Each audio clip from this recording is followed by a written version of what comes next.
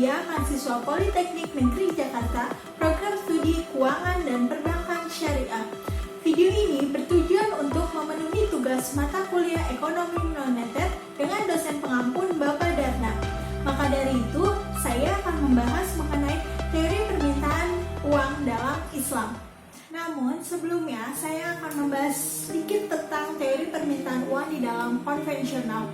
Menurut buku Adi Warman, terdapat salah satu tokoh yang membahas mengenai motif permintaan uang di dalam konvensional, yaitu Keynes. Menurut Keynes, terdapat 3 motif permintaan uang di dalam konvensional.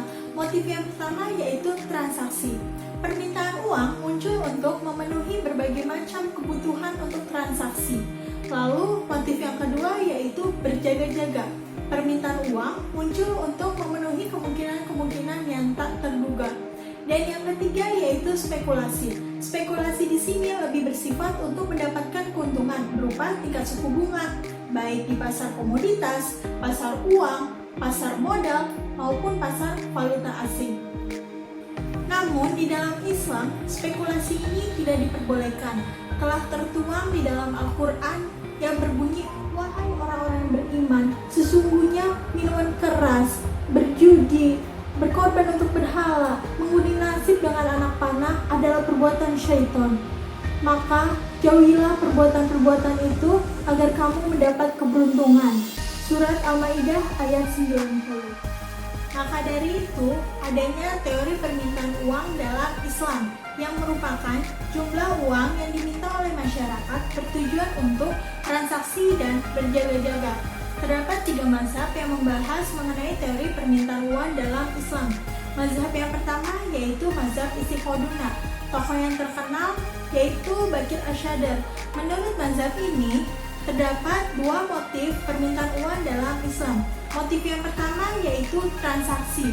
Motif transaksi ini pun dipengaruhi oleh variabel pendapatan. Semakin tingginya pendapatan, maka akan semakin tinggi pula jumlah uang yang diminta oleh masyarakat. Lalu, motif yang kedua yaitu berjaga-jaga. Motif ini pun dipengaruhi oleh variabel pendapatan dan variabel besar kecilnya harga bayar tamu terhadap barang tidak tunai. Sehingga secara matematis ditulis seperti ini, money demand sama dengan money demand transaction plus money demand rationally. Mazhab yang kedua yaitu mazhab mainstream. Mazhab mainstream ini tokoh yang terkenal yaitu ada Umar Chapta, Abdul Manan, dan lainnya. Lalu pada mazhab ini tidak berbeda dengan mazhab sebelumnya. Terdapat 2 motif permintaan uang. Yang pertama yaitu motif transaksi. Variabel yang mempengaruhinya pun tidak berbeda yaitu variabel pendapatan.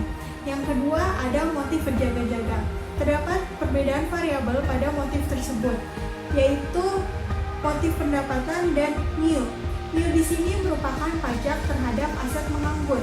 Karena landasan filosofinya, Islam mengarahkan sumber daya yang ada untuk dialokasikan secara maksimum dan efisien. Mazhab yang terakhir yaitu mazhab alternatif.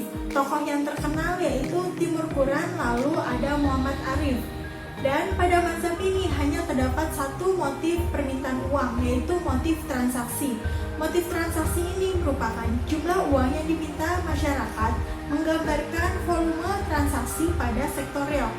Lalu terdapat beberapa variabel yang mempengaruhi motif transaksi. Yang pertama ada RB. RB di sini merupakan rasio bagi hasil yang berbanding lurus dengan permintaan uang. Lalu yang kedua ada Y. Y di sini merupakan pendapatan yang berbanding lurus dengan permintaan uang. Lalu ada P. P di sini merupakan price atau inflasi yang berbanding terbalik dengan permintaan uang. Karena jika inflasi semakin tinggi, maka permintaan uang pun akan menurun. Lalu selanjutnya ada S. S di sini merupakan pengeluaran nasional. Lalu ada X. X di sini merupakan faktor sosial dan ekonomi. Lalu ada Y. Y di sini merupakan kebijakan dari pemerintah. Lalu ada Theta. Theta di sini merupakan pengetahuan masyarakat mengenai variabel-variabel tersebut apakah baik atau tidak.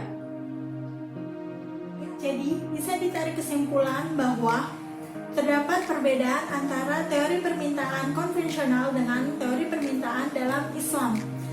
yaitu terdapat pada motif yang ketiga, yaitu spekulasi. Spekulasi di sini mengandung riba, yaitu bunga, sehingga di dalam Islam tidak diperbolehkan. Jadi, sekian video kali ini. Semoga video ini bermanfaat. Assalamualaikum warahmatullahi wabarakatuh.